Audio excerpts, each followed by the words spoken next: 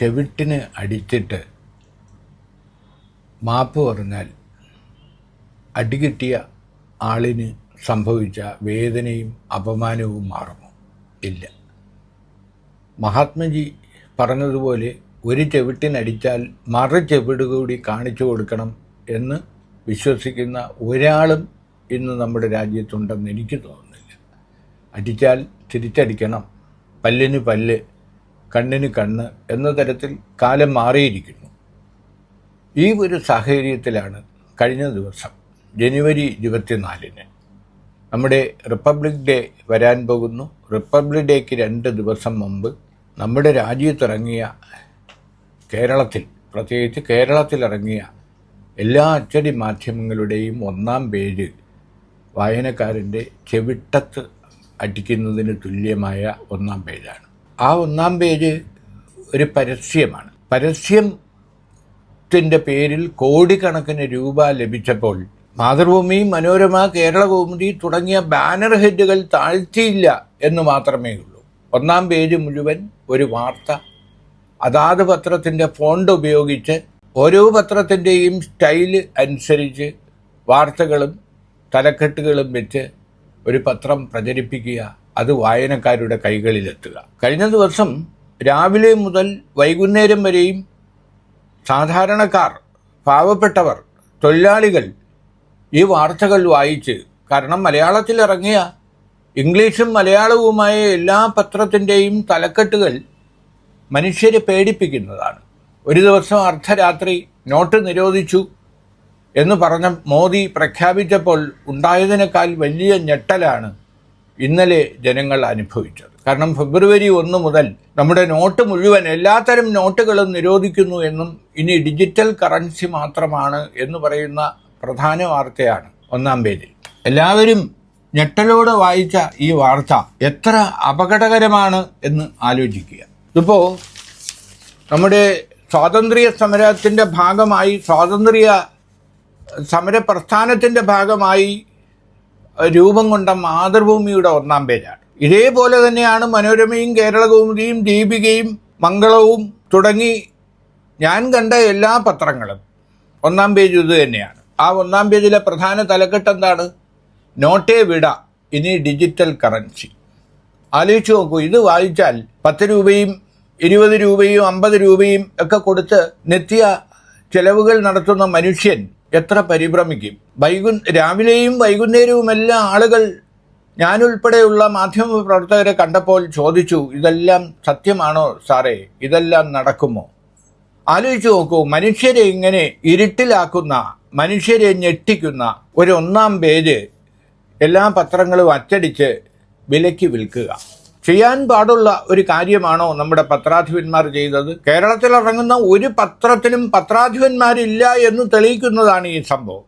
കാരണം ഒരു കാലത്ത് വാർത്തകൾ കൊടുത്തു കഴിഞ്ഞാൽ വരുന്ന സ്ഥലം, അത് ഫില്ല് ചെയ്യാനുള്ള ഫില്ലർ മാത്രമായിരുന്നു പരസ്യം. ഇന്നത് മാറി, പരസ്യങ്ങൾ കൊടുത്ത ശേഷം വരുന്ന സ്ഥലത്ത് വയ്ക്കാനുള്ളതായി മനുഷ്യ ജീവിതത്തെ സംബന്ധിക്കുന്ന, അവൻ്റെ ജീവൽ പ്രശ്നങ്ങളെ സംബന്ധിക്കുന്ന വാർത്തകൾ മാറിയിരിക്കുന്നു. അപ്പോൾ പത്രാധിപന്മാരില്ല, പത്രമുതലാളിമാരേ ഉള്ളൂ. പത്രമുതലാളിമാർക്കും ഇതിൽ വലിയ റോളൊന്നുമില്ല. കാരണം പരസ്യദാതാക്കളാണ് ഇന്ന് പത്രങ്ങളെ നിയന്ത്രിക്കുന്നത്. കോടിക്കണക്കിന് രൂപ മുടക്കി പരസ്യം നൽകിയാൽ ഒരു പത്രത്തിൻ്റെ 1-ാം പേജ് മാത്രമല്ല, പത്രത്തിൻ്റെ ബാനർ ഹെഡും മാതൃഭൂമി എന്നുള്ള തലക്കെട്ട് താഴേക്ക് മാറ്റും. നാളെ പരസ്യക്കാരൻ ആവശ്യപ്പെടുകയാണ്, മാതൃഭൂമി എന്ന തലക്കെട്ട് മുകളിൽ വേണ്ട, അത് താഴ്ത്തണം, പതാക താഴ്ത്തുന്നത് പോലെ താഴ്ത്തണം എന്നാവശ്യപ്പെട്ടാൽ അതും ഈ പത്രാധിപന്മാർ ചെയ്യും. അത് കണ്ടാലും നമ്മൾ ഞെട്ടേണ്ടതില്ല. നോട്ടേ വിട, ഇനി ഡിജിറ്റൽ കറൻസി. A1 ഒഴിവായി വൻ ദുരന്തം. രക്ഷപ്പെട്ടത് 30,000 പേർ. കൽപ്പറ്റ, അടുത്ത കാലത്ത് വലിയ ദുരന്തമുണ്ടായി മനുഷ്യർ മുഴുവൻ ഒഴുകിപ്പോകുകയും മരിക്കുകയും ചെയ്ത ഒരു സ്ഥലത്തെ ബന്ധപ്പെടുത്തി ഒരു വ്യാജ വാർത്ത. 25 കൊല്ലത്തിന് ശേഷം A1 ആർട്ടിഫിഷ്യൽ ഇൻ്റലിജൻസ് യാഥാർത്ഥ്യമാകുമ്പോൾ വരുന്ന മാറ്റങ്ങൾ. ആരും നാളെ മഴ വരും എന്ന് പറഞ്ഞ് ഇന്നേ കുട പിടിക്കാറില്ല. അടുത്ത ജന്മം പട്ടിയാകും എന്ന് വെച്ചാൽ ആരും ഇന്നേ കുരച്ചു തുടങ്ങാറില്ല. ഈ പത്രങ്ങൾ കാണിച്ചിരിക്കുന്നത് സങ്കല്പത്തിൽ ആർട്ടിഫിഷ്യൽ ഇൻ്റലിജൻസിൻ്റെ മാറ്റങ്ങൾ 25 കൊല്ലത്തിന് ശേഷം വരുമ്പോൾ എന്തൊക്കെ സംഭവിക്കും എന്ന് പറഞ്ഞ് ഒരു 1-ാം പേജാണ്. ജെയിൻ യൂണിവേഴ്സിറ്റി പുറപ്പെടുവിച്ച ഒരു സപ്ലിമെൻ്റാണ് എല്ലാ പത്രങ്ങളും 1-ാം പേജാക്കിയത്. അതിൻ്റെ മുകളിൽ ചെറിയ അക്ഷരത്തിൽ മാർക്കറ്റിംഗ് ഫീച്ചർ എന്നെഴുതിയിട്ടുണ്ട്. പത്രത്തിൻ്റെ മുഖം മാറ്റി ടൈറ്റിൽ നിലനിർത്തിക്കൊണ്ട് പത്രത്തിൻ്റെ എല്ലാ സ്വഭാവവും വായനക്കാരിൽ ജനിപ്പിക്കുന്ന തരത്തിൽ ഇത്തരത്തിൽ തെറ്റായ അസംഭവ്യമായ കാര്യങ്ങൾ അച്ചടിച്ചു വിടുന്നത് എത്ര ഗുരുതരമാണ്. നമുക്ക് നോട്ടേ വിട ഇനി ഡിജിറ്റൽ കറൻസി എന്ന വാർത്ത ഒന്ന് വായിച്ചു നോക്കാം. ഫെബ്രുവരി 1 മുതൽ രാജ്യത്തെ പണമിടപാടുകൾ പൂർണ്ണമായും ഡിജിറ്റൽ കറൻസിയിലൂടെ മാത്രമായിരിക്കുമെന്ന് റിസർവ് ബാങ്ക് ഓഫ് ഇന്ത്യ പറഞ്ഞു എന്നാണ്. കള്ളപ്പണം പൂർണ്ണമായും തടയുക, സാമ്പത്തിക രംഗം ശക്തിപ്പെടുത്തുക എന്നീ ലക്ഷ്യങ്ങളോടെയാണ് പുതിയ പ്രഖ്യാപനമെന്ന് RBI governor doctor Aravind Kumar പറഞ്ഞു. അപ്പോൾ റിസർവ് ബാങ്ക് എന്ന് പറഞ്ഞാൽ ഇന്ത്യക്ക് ഒരു റിസർവ് ബാങ്കേ ഉള്ളൂ. റിസർവ് ബാങ്ക് അങ്ങനെ പറഞ്ഞു എന്ന് പറഞ്ഞാൽ എല്ലാവരും വിശ്വസിക്കും. പക്ഷേ റിസർവ് ബാങ്കിൻ്റെ ഗവർണർ അരവിന്ദ് കുമാർ എന്ന് പറയുന്നത് സാങ്കല്പികമാണ്. പക്ഷേ അരവിന്ദ് കുമാർ ആണോ മറ്റാരെങ്കിലും ആണോ റിസർവ് ബാങ്കിൻ്റെ ഗവർണർ എന്ന് ഇവിടുത്തെ പാവപ്പെട്ടവന് അക്ഷരമറിയാത്തവന് അറിയണമെന്ന് ആർക്കും നിർബന്ധം പിടിക്കാനാവില്ല. ഇനി മറ്റൊന്ന്, പ്രധാനമന്ത്രി പറഞ്ഞതായി അതിൽ പറയുന്നുണ്ട്. പ്രധാനമന്ത്രിയുടെ പേര് പറഞ്ഞിട്ടില്ല. ഇന്ത്യക്ക് തൽക്കാലം കഴിഞ്ഞ 10 കൊല്ലമായി ഒരു പ്രധാനമന്ത്രിയേ ഉള്ളൂ. അദ്ദേഹത്തിൻ്റെ പേര് നരേന്ദ്രമോദി എന്നാണ്. അപ്പം നരേന്ദ്രമോദിക്ക് പകരം എന്തുകൊണ്ട് സാങ്കല്പികമായ ഒരു പേര് ഉപയോഗിച്ചില്ല? അതിനുള്ള ധൈര്യമില്ല. പരസ്യദാതാക്കൾക്കുമില്ല, അച്ചടിച്ച പത്രങ്ങൾക്കുമില്ല. സാങ്കല്പികമായി പോലും നരേന്ദ്രമോദിക്ക് പകരം മറ്റൊരു പേരെഴുതാൻ അവർക്ക് കഴിയുന്നില്ല. അതേസമയം മുഖ്യമന്ത്രി പിണറായി വിജയനാണ് കേരളത്തിൻ്റെ മുഖ്യമന്ത്രി. മറ്റൊരു സാങ്കല്പിക പേര് മുഖ്യമന്ത്രിയുടെ പേരായി പറഞ്ഞിട്ടുണ്ട്. ഇത്തരത്തിൽ തികച്ചും അസത്യ ജടിലമായ 25 കൊല്ലത്തിന് ശേഷം സംഭവിക്കാൻ ഇടയുണ്ടെന്ന് കരുതപ്പെടുന്ന വാർത്തകൾ നിറച്ച് ഒരു 1-ാം പേജ് വായനക്കാർക്ക് നൽകിയത് ഗുരുതരമായ കുറ്റമാണ്. അത് പത്രങ്ങൾ തിരിച്ചറിഞ്ഞു. കാരണം കാശ് കൊടുത്ത്, സ്വന്തം പോക്കറ്റിൽ നിന്ന് കാശ് കൊടുത്ത് പത്രം വാങ്ങിയവന് അത് പത്രാധിപരുടെ മുഖത്തേക്ക്, പത്രമുതലാളിയുടെ മുഖത്തേക്ക് വലിച്ചെറിയാനുള്ള അവകാശമുണ്ട്. ഇന്നലെ അങ്ങനെ സംഭവിച്ചിട്ടുണ്ടാകണം. അതുകൊണ്ടാകണം ഇന്നിപ്പോൾ മാതൃഭൂമിയുടെ 1-ാം പേജിൽ പ്രസിദ്ധീകരിച്ചത് പരസ്യം എന്നൊരറിയിപ്പുണ്ട്. അതിൽ പറയുന്നത് 2025 ജനുവരി 24 വെള്ളിയാഴ്ച പുറത്തിറങ്ങിയ പത്രത്തിൽ 2050 ലോകം എങ്ങനെയായിരിക്കുമെന്ന ആശയത്തിൽ ഊന്നി പ്രസിദ്ധപ്പെടുത്തിയ സാങ്കല്പിക ഉള്ളടക്കം ജെയിൻ യൂണിവേഴ്സിറ്റിയുടെ കൊച്ചിയിൽ നടക്കുന്ന സമ്മിറ്റ് ഓഫ് ഫ്യൂച്ചർ പരിപാടിയുടെ പരസ്യമാണെന്ന് വ്യക്തമാക്കിയിരിക്കുന്നു. എന്നാൽ വായനക്കാരിൽ ഇത് യഥാർത്ഥ വാർത്തയാണെന്ന തെറ്റിദ്ധാരണ ഉണ്ടാക്കിയതിൽ ഖേദിക്കുന്നു. ഇതാണ് ഞാൻ പറഞ്ഞത്. മുഖത്തടിച്ചിട്ട് തന്തയ്ക്ക് വിളിച്ചിട്ട് മാപ്പ് പറഞ്ഞാൽ ഒരിക്കലും ആ തന്തയ്ക്ക് വിളിച്ചതും ഇല്ലാതാകുന്നില്ല, ചെപ്പക്കുറ്റിക്ക് അടിച്ചതും ഇല്ലാതാകുന്നില്ല. മനോരമ, മാതൃഭൂമി കാണിച്ച അന്തസ്സ് പോലും മനോരമ കാണിച്ചില്ല. മനോരമ പറയുന്നത് അത് പരസ്യമാണ്, വാർത്തയല്ല. ആ അറിയിപ്പ് പബ്ലിഷ് ചെയ്തിരിക്കുന്നത് ആരാണെന്നറിയാമോ? മാനേജ്മെൻറ്റ്. മനോരമ എഡിറ്ററല്ല, മനോരമ ഉടമയുമല്ല. Management Jain deemed university.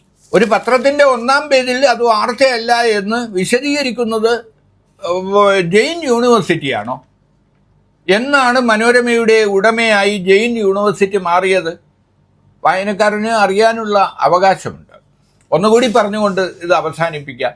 പണ്ട് എൻ്റെ പത്രാധിപരായിരുന്ന MS മണി, ഞാൻ മണിസാർ എന്ന് വിളിക്കുന്ന എൻ്റെ ഗുരു, എന്നോട് ചോദിച്ച ഒരു ചോദ്യമുണ്ട്. അച്ചടിക്കാൻ ന്യൂസ് പ്രിൻറ്റും നിൻ്റെ പേനയിൽ മഷിയും ഉണ്ടെങ്കിൽ നീ എന്ത് ചെറ്റത്തരവും എഴുതുമോ എന്ന് പത്രാധിപർ ചോദിച്ചു. അന്ന് പത്രാധിപർ അങ്ങനെ ചോദിച്ചപ്പോൾ അതെന്നെ ചൊടിപ്പിച്ചു. ഞാൻ അദ്ദേഹത്തോട് മറുപടിയും പറഞ്ഞു. പക്ഷേ അന്ന് എൻ്റെ പത്രാധിപർ എന്നോട് ചോദിച്ച ചോദ്യമാണ് ഇന്നത്തെ പത്രാധിപന്മാരോട് എനിക്ക് ചോദിക്കാനുള്ളത്. അച്ചടിക്കാൻ ന്യൂസ് പ്രിൻറ്റും അച്ചുകൂടവും അച്ചടി മഷിയും ഉണ്ടെങ്കിൽ എന്ത് ചെറ്റത്തരവും എഴുതുമോ? അതാണ് ഇപ്പോൾ സംഭവിച്ചിരിക്കുന്നത്. ഒന്നുകൂടി പറഞ്ഞ് അവസാനിപ്പിക്കാം. എന്ത് സാധനം, സ്വർണമായാലും വജ്രമായാലും മദ്യമായാലും വസ്ത്രമായാലും വാങ്ങിയ ഉപഭോക്താവിന് തിരിച്ചു കൊടുക്കാം, ഉപഭോക്തൃ കോടതിയിൽ കേസ് കൊടുക്കാം. പക്ഷേ അച്ചടി മാധ്യമങ്ങൾ അങ്ങനെയല്ല. ഒരു പത്രം അച്ചടിച്ച് അത് വായനക്കാരൻ്റെ കയ്യിലേക്ക് എത്തിയാൽ 10 രൂപ കൊടുത്ത് അത് വാങ്ങുന്ന വായനക്കാരന് സ്വന്തമാണ് ആ പത്രം. എനിക്ക് തോന്നുന്നത് ഭൂമി മലയാളത്തിൽ അതുപോലെ ഒരു ഉൽപ്പന്നമില്ല. കാരണം 10 രൂപ കൊടുത്ത് വാങ്ങുന്ന ഒരു മാതൃഭൂമി അത് വാങ്ങിയവന് സ്വന്തമാണ്, മനോരമ അത് വാങ്ങിയവന് സ്വന്തമാണ്. അതിനർത്ഥം അവൻ്റെ കൂടി ഉൽപ്പന്നമാണ് പത്രം. അവനെ സംബന്ധിക്കുന്ന കാര്യങ്ങളാണ് പത്രത്തിൽ അവൻ ആവശ്യപ്പെടുന്നത്, അവൻ പ്രതീക്ഷിക്കുന്നത്, അവൻ പ്രത്യാശിക്കുന്നത്. എന്തായാലും വളരെ ധീരമായി ത്യാഗോജ്വലമായ ഒരു പാരമ്പര്യം നമ്മുടെ മാധ്യമരംഗത്തിനുണ്ട്. മഹാത്മജി തുടങ്ങിവെച്ച പത്രം മുതൽ സ്വദേശാഭിമാനിയും കേസരി രാമകൃഷ്ണപിള്ളയും തുടങ്ങിവെച്ച പത്രം ഉൾപ്പെടെ, കെ ബാലകൃഷ്ണൻ്റെ കൗമുദി ഉൾപ്പെടെ, പത്രാധിപർ സുകുമാരൻ്റെ കേരളകൗമുദി ഉൾപ്പെടെ, മാത്തുക്കുട്ടിയച്ചായൻ്റെ മനോരമ ഉൾപ്പെടെ എല്ലാ മാധ്യമങ്ങൾക്കും അവകാശപ്പെടാവുന്ന വലിയ സമ്പാദ്യം ജനങ്ങളുടെ വിശ്വാസ്യതയാണ്. ആ വിശ്വാസ്യത തകർത്തെറിയരുത്. അസാധാരണ സന്ദർഭങ്ങളിൽ ഒരു ഇന്ത്യൻ പ്രധാനമന്ത്രി വെടിയേറ്റ് മരിക്കുമ്പോൾ മാത്രം താഴ്ത്തിക്കെട്ടാവുന്ന ബാനർ ഹെഡ്, ആ ബാനർ ഹെഡ് പോൽ ഇന്നല്ലെങ്കിൽ നാളെ ഈ അച്ചടി മാധ്യമങ്ങൾ താഴ്ത്തിക്കെട്ടുമോ എന്ന് കണ്ടറിയേണ്ടിയിരിക്കും.